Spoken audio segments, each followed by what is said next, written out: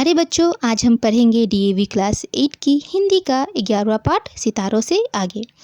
यह एक जीवनी है और इसे लिखा है प्रेमलता गर्ग जी ने। यह भारत मूल की पहली महिला अंतरिक्ष यात्री कल्पना चावला की जीवनी है। बच्चों, जीवनी में हम उस मनुष्य के पूरे जीवन काल को संक्षेप में जानते हैं। और जीवनी हर एक मनुष्य की नहीं लिखी जाती, किसी खास मनुष्य की लिखी जाती है जो अपने जीवन में कुछ बहुत ही विशेष काम किए होते हैं। जैसे कि कल्पना चावला हम सभी जानते हैं कि यह अंतरिक्ष में जाने वाली पहली भारतीय महिला थी। तो आइए शुरू करते हैं आज का पाठ सितारों से आगे। कुछ नया करने की लगन और उत्साह हो तो लक्ष्य तक पहुंचने से कोई रोक नहीं सकता। बचपन से ही सितारों की सैर का सपना देखने वाली कल्पना चावला अंतरिक्ष यात्रा के क्षेत्र में सफलता प्राप्त करने के बाद चांद पर उतरना चाहती थी। बचपन से ही उनके मन में अंतरिक्ष यात्री बनने की धुन सवार थी।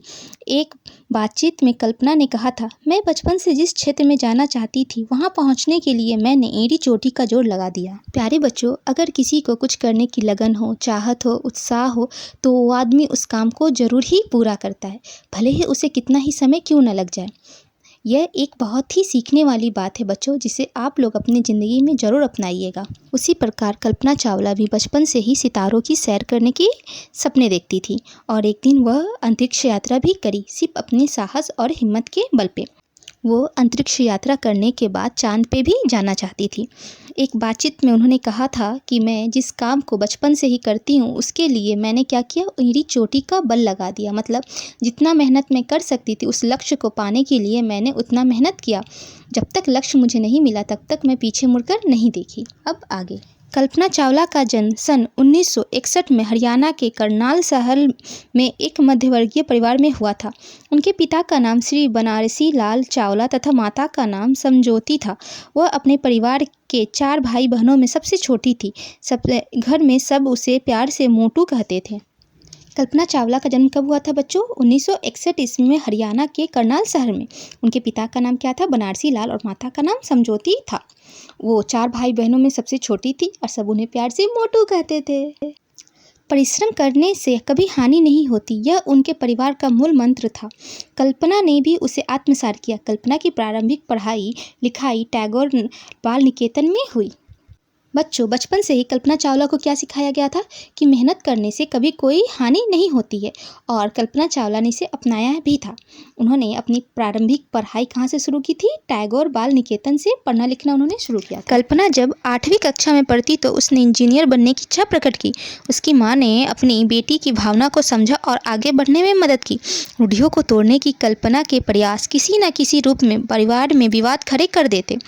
बच्चों, क्या हुआ कि जब वो 8वीं कक्षा में पढ़ती थी तो उन्होंने अपने मम्मी पापा से कहा कि मैं इंजीनियर बनना चाहता हूँ। तो उसकी माँ ने उसका साथ दिया और कहा ठीक है, तुमको इंजीनियर बनना है, तुम इंजीनियर ही बनना। पर जितनी भी पुरानी प्रथाएं थी कि जो लड़कियां आगे नहीं पढ़ सकती, लड़कियों को घर में बंद करना चाहिए, ये सब क्या कल्पना तोड़ना चाहती थी। वो भी चाहती थी कि लड़कियां भी पढ़ लिख कर आगे बने, जितना नाम लड़के करते हैं उतना ही नाम लड़कियाँ भी करें। पर यह हमेशा क्या हो जाता था, उनके घर परिवार में एक विवाद खड़े कर देता था, मतलब झगड़े का कारण बन जाता था। अपने गुरुजनों के प्रति कल्पना के मन में जो सम्मान था उसकी अभिव्यक्ति उनके ही शब्दों में। जो व्यक्ति कुछ करते रहने के लिए उत्साहित तथा तत्पर रहता है उसी से मुझे प्रेरणा प्रोत्साहन मिलती है। मेरे अध्यापक जितना परिश्रम कर अपने पाठ्यक्रम पूरा करने में लगाते हैं, जो अतिरिक्त समय अपने प्रयोगात्मक कार्यों को पूरा करने के लिए देते हैं तथा छात्र को नए विचार नए प्रयोग करने के लिए प्रोत्साहित करते हैं, उन्हें याद कर सोचती हूँ कि उन्हें यह सब करने के लिए कितना धैर्य रखना पड़ता था। बच्चों, जो कल्पना चावला थी वो अपने जितने भी गुरुजन थे, मतलब जितने भी उनके टीचर थे, सबको बहुत ही सम्मान करती थी, क्योंकि वो देखती थी कि उनके टीचर क्या करते हैं, दिन रात मेहनत करके एक तो बच्चे को पढ़ाते हैं, फिर नए नए तरीके सोचते हैं कि कैसे बच्चों का विकास हो। उसके साथ वो बच्चे जो कि एक बच्चे ही होते हैं, उनके अंदर जो भी पढ़ने का उत्साह है वो भरते थे। यह सब देख के कल्पना हमेशा सोचती थी कि उन लोगों में कितना धैर्य रहता होगा कि वो ये इतना सारा काम अपने बलबूते पे करते हैं। कल्पना का सर्वाधिक महत्वपूर्ण गुण था उनकी लगन और जागरूक प्रवृत्ति। प्रफुल्लित स्वभाव तथा बढ़ते अनुभवों के साथ कल्पना न तो काम करने में आलसी थी और न ही असफलता से घबराने वाली थी। प्यारे बच्चों, अगर कल्पना चावला के गुण की बात की जाए तो उनकी लगन और उनकी जो जुझारू प्रवृत्ति थी उनका सबसे बड़ा गुण थी। बच्चों, लगन मतलब होता है कुछ करने की चाहत और जुझारू मतलब होता है उस काम में तब तक मन से करना जब तक कि वो काम पूरा ना हो जाए। यही दो चीज़ था जो कल्पना चावला को आज पूरे विश्व में नाम कमाई थी। उसके साथ साथ उनका प्रफुल्लित स्वभाव मतलब खुशहाल स्वभाव और उनके अनुभवों के साथ चलना, उनका ये भी सारे गुण थे। इसके साथ साथ वो आलसी भी नहीं थी और असफलता से भी घबराने वाली नहीं थी। धीरे धीरे निश्चयपूर्वक युवती कल्पना ने स्त्री पुरुष के भेदभाव से ऊपर उठकर काम किया तथा कक्षा में अकेली छात्रा होने पर भी उसने अपनी अलग छाप छोड़ी। दृढ़ संकल्प वाली कल्पना अन्य लड़कियों की तरह स्नातक के बाद वैवाहिक संस्कार तथा अच्छी नौकरी के विषय में न सोचकर कुछ अलग सोचती थी। इंजीनियरिंग पाठ्यक्रम के कठोर एवं व्यस्त समय के बावजूद वह महाविद्यालय की सांस्कृतिक गतिविधियों, खेलकूद आदि में पूरा सहयोग देती थी। प्यारे बच्चों, कल्पना चावला ज़िंदगी में कुछ करना चाहती थी। उनको फ़र्क नहीं पड़ता था कि वो लड़की है या लड़का, बस उन्हें कुछ करने का धुन सवार रहता था। वह अपने कक्षा में अकेली छात्रा थी। इसके बावजूद वह इतना कुछ करी कि वो आज भी उनके जो टीचर हैं उनको याद करते हैं। अपने ग्रेजुएशन के बाद जहाँ सारी लड़कियाँ शादी करने के बारे में सोचती हैं, नौकरी करने के बारे में सोचती है, वहीं कल्पना चावला कुछ अलग करना चाहती थी। वे इंजीनियरिंग करने में इतना समय लगता है कि पूरा दिन आदमी व्यस्त रहता है, फिर भी उसके बावजूद वो क्या करती थी, विश्वविद्यालय में जितने भी प्रोग्राम होते थे, चाहे वो कल्चरल प्रोग्राम हो या तो प्ले हो या तो वो कोई किसी प्रकार का खेल कूद हो, सब में भाग लेती थी। अपनी उच्च शिक्षा के लिए कल्पना ने अमेरिका जाने का मन बना लिया। उसने सदा अपनी महत्वाकांक्षा को मन में संजोए रखा। शैक्षणिक कार्यक्रम में आनंदानुभूति करते हुए उसे अपना ध्येय पूरा करने में आसानी हो गई। उसने 17 नवंबर 2002 को टेक्सास विश्वविद्यालय में एक समाचार पत्र को बताया, मुझे कक्षा में जाना और उड़ान क्षेत्र के विषय में सीखने व प्रश्नों के उत्तर पाने में बहुत आनंद आता था। प्यारे बच्चों, कल्पना चावला अपने आगे की पढ़ाई के लिए अमेरिका जाना चाहती थी। उन्हें अपनी पढ़ाई करने में बड़ा मज़ा आता था, जिससे कि वो हमेशा आगे बढ़ती चली गई और बहुत ही आगे बढ़ी। उन्होंने एक समाचार पत्र के इंटरव्यू में कहा था कि मुझे क्लास करना बड़ा मज़ा आता था और मैं उड़ान के विषय में जानकारी पाने और उसके प्रश्न के उत्तर मिलने पे मुझे मज़ा आता था। मतलब उनके जितने भी डाउट्स है, जब टीचर उनके डाउट्स को क्लियर कर देती थी तो उनको बहुत ही अच्छा लगता था। अमेरिका पहुंचने पर उनकी पहली भेंट लंबे कद के एक अमेरिकन व्यक्ति जीन पियरे हैरिसन से हुई। कल्पना ने हैरिसन के निवास के निकट ही एक अपार्टमेंट में अपना आवास बनाया। इससे विदेशी परिवेश में ढलने में कल्पना को कोई कठिनाई नहीं हुई। कक्षा में ईरानी सहपाठी इराज कलखोरन उसका मित्र बना। ईरानी मित्र ने कक्षा के परिवेश तथा उनसे उत्पन्न समस्या को भांप लिया और उसे वहाँ के तौर तरीके समझाने लगा। कल्पना शर्मीले स्वभाव के होते हुए भी एक अच्छी श्रोता थी।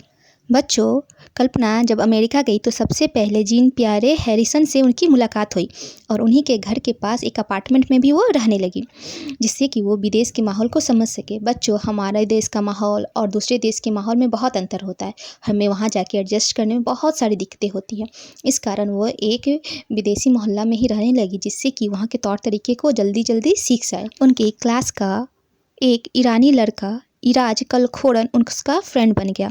वह पहले से ही उस एटमॉस्फेयर में एडजस्ट कर चुका था, तो उसको पता था कि दूसरे देश में जितनी भी क्लासेस होती है उसमें कौन कौन सी दिक्कतें आती है। वो समझ गया कि कल्पना को भी वो सारी दिक्कतें होगी। वो धीरे धीरे करके कल्पना को सारी दिक्कतों को बारे में समझाता गया और कल्पना उन सब को सीखती चली गई। पहला सत्र में उसने परिवेश के वातावरण के बारे में सब कुछ जान लिया था। उसका पूरा सप्ताह कक्षा तथा पुस्तकालय में ही बीतता। वह रोज पुराने भवन में बनी अपनी प्रयोगशाला में जाती। वातावरण न होते हुए भी वहाँ वह घंटों प्रयोग करती रहती। प्रयोगशाला में उसका साथ देने के लिए तकनीशियन रहता था। कल्पना एक अन्य भारतीय लड़की के साथ रहती थी। चाय की चुस्की के बीच वह अपने साथियों को से अनेक विषयों पर परिचर्चा करती। ऐसे ही क्षणों में एक दिन कल्पना ने अंतरिक्ष में उड़ान भरने की अपनी इच्छा व्यक्त की थी। बच्चों, क्या हुआ था, अपने पहले सेशन तक ही कल्पना वहाँ के जितने भी एटमॉस्फेयर था सब में एडजस्ट कर चुकी थी। उसके बाद वो अपना पूरा ध्यान किस में लगा रही थी, सिर्फ और सिर्फ पढ़ाई में। उनका ज़्यादातर समय कहाँ बीतता था, क्लास में और लाइब्रेरी में ही बीतता था। और जो भी समय मिलता तो उसके बाद वो कहाँ जाती थी, रोज़ अपने प्रयोगशाला, मतलब होता है बेटा लेबोरेटरी, लेबोरेटरी में जाती और वहाँ पे जा क्या करती, एक्सपेरिमेंट करती रहती थी। और एक्सपेरिमेंट करने के लिए उनको कौन साथ देखता था, जो एक्सपीरियंस लोग रहते थे वो उनका हमेशा साथ दिया करते थे। वो अमेरिका में एक भारतीय लड़की के साथ रहती और हमेशा अपने दोस्तों के साथ वाद विवाद करती रहती थी। मतलब किसी भी मुद्दा उठाकर वो अपने विचार को जानेगी, वो लोग अपना विचार बताएंगे। इसी सब क्षणों में एक दिन वो क्या बताई थी कि मैं आकाश में उड़ना चाहती हूँ। जीन पियरे से कल्पना की भेंट धीरे धीरे मित्रता में बदल गई। विश्वविद्यालय परिषद में ही फ्लाइंग क्लब होने से कल्पना वहाँ प्राय जाने लगी थी। फ्लाइंग का छात्र होने के साथ साथ जीन पियरे अच्छा गोताखोर भी था। समय बीतने के साथ साथ जीन पियरे और कल्पना के बीच संबंध प्रगाढ़ होते गए। एक साल बाद 1983 में एक सामान्य समारोह में दोनों विवाह के सूत्र में बंध गए। यह कल्पना का एक साहसिक कदम था। बच्चों, जीन पियरे से पहले कल्पना की दोस्ती हुई, धीरे धीरे वो पक्की होती गई और एक दिन उन दोनों ने क्या किया, शादी कर लिया। क्योंकि पियरे एक विदेशी आदमी था, इसलिए ये कल्पना का एक साहसिक कदम कहा जा सकता है, क्योंकि विदेश में जाके विदेशी लड़की से शादी करना ये कोई आसान काम नहीं था। मास्टर की डिग्री प्राप्त करने तक कल्पना ने कोलोरेडो जाने का मन बना लिया। मैकेनिकल इंजीनियर में डॉक्टरेट करने के लिए उसने कोलोरेडो के नगर बोल्डर के विश्वविद्यालय में प्रवेश लिया। सन 1983 में कल्पना कैलिफोर्निया के silicon owner set methods info में उपाध्यक्ष एवं शोध वैज्ञानिक के रूप में जुड़ गई, जिनका दायित्व एरोडायनामिक्स में के अधिकाधिक प्रयोग की तकनीकी तैयारी करना और इसे लागू करना था। अंतरिक्ष में गुरुत्वाकर्षण की कमी के कारण मानव शरीर के सभी अंग स्वतः क्रियाशील होने लगते हैं। कल्पना को इन क्रियाओं का अनुसरण कर उसका अध्ययन करना था, जिसमें भी कल्पना व जीन पियरे की टोली सबसे अच्छी रही, जिसने सबको आश्चर्य में डाल दिया। बच्चों, क्या हुआ, 1983 ईस्वी में वो कहाँ ज्वाइन कर ली, silicon owner set methods info में एक उपाध्यक्ष के रूप में उन्होंने ज्वाइनिंग कर ली। और वहाँ पर उनको क्या प्रयोग करना था कि जब हम लोग अंतरिक्ष में जाते हैं या स्पेस में जाते हैं तो हमारे जितने भी अंग हैं या जितने पार्ट्स हैं वो अपने आप क्या करने लगते हैं, उड़ने लगते हैं। उसी पे उनको क्या करना था, रिसर्च करना था। उसमें भी इनकी और इनके जो हस्बैंड थे, उनके हस्बैंड कौन थे, जीन पियरे की जो ग्रुप था वो सबसे अच्छा किया। यह देख सब आश्चर्य में पड़ गए। नासा के अंतरिक्ष अभियान कार्यक्रम में भाग लेने की इच्छा रखने वालों की कमी नहीं थी, बल्कि सुयोग्य सुशिक्षित अभ्यर्थियों का चयन करना एक समस्या थी। ह्यूस्टन के स्थानीय पार्षद माइकल वेरी ने एक आम सभा को संबोधित करते हुए कहा, नासा द्वारा अंतरिक्ष यात्रा के लिए जाने का गौरव बिरले ही लोगों को के भाग्य में होता है और कल्पना ने इसे प्राप्त किया। 6 मार्च 1995 को कल्पना ने एक वर्षीय प्रशिक्षण प्रारंभ किया था। वह 10 चालकों के दल में सम्मिलित होने वाले 9 अभियान विशेषज्ञों में से एक थी। शीघ्र ही नवंबर 1996 में अंततः वह सब कुछ समझ गई। वह उसे अभियान विशेषज्ञ तथा रोबोट संचार का कार्य सौंपा गया। तब तक कल्पना नासा में एक सामान्यतः केसी के नाम से विख्यात हो गई थी। वह नासा द्वारा चुने गए अंतरिक्ष यात्रियों के 15वें दल के सदस्य के रूप में प्रशिक्षण में सम्मिलित हो गई। बच्चों, क्या हुआ, कल्पना चावला अपने मेहनत के बल पे नासा जैसे विख्यात केंद्र में सेलेक्टेड हो गई थी और उनको 1 वर्ष के एक्सपीरियंस के लिए भेज दिया गया था। फिर उसके बाद 1996 में वो सब कुछ समझ गई थी और उनको कौन सा काम दिया गया था, विशेषज्ञ तथा रोबोट संचार का काम उनको सौंपा गया था। इतने दिन काम करने तक उनको नासा में किस नाम से जाने लगा था कि इसी के नाम से लोग जानने लगे थे।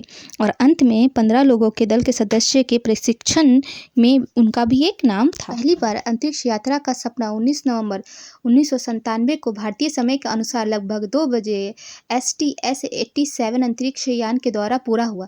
उस उड़ान के चालक दल में कुछ पुराने अनुभवी तथा कुछ पहली बार सम्मिलित यात्री थे। कल्पना इसमें पहली बार सम्मिलित हो रही थी। इस यात्रा में कल्पना अभियान विशेषज्ञ के तौर पर शामिल हुई थी।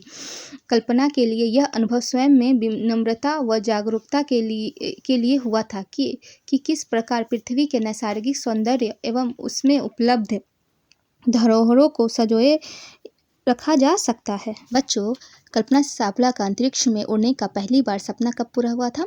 19 नवंबर 1997 को भारतीय समय 2 बजे और उनके यान का नाम क्या था? STS-87।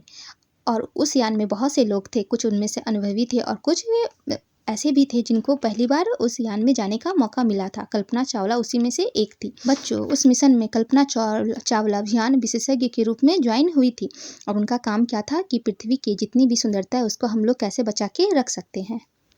नासा ने पुनः कल्पना को अंतरिक्ष यात्रा के लिए चुना। जनवरी 1998 में उसे शटल यान के चालक दल का प्रतिनिधित्व घोषित किया गया और शटल स्टेशन फ्लाइट क्रू के साज सामान का दायित्व दिया गया। बाद में वह चालक दल प्रणाली तथा आवासीय विभाग के प्रमुख नियुक्त की गई। सन 2000 में उसे STS 107 के चालक दल में सम्मिलित किया गया। अंतरिक्ष यान का नाम कोलंबिया रखा गया तथा प्रक्षेपण की तिथि 16 जनवरी 2003 निश्चित की गई।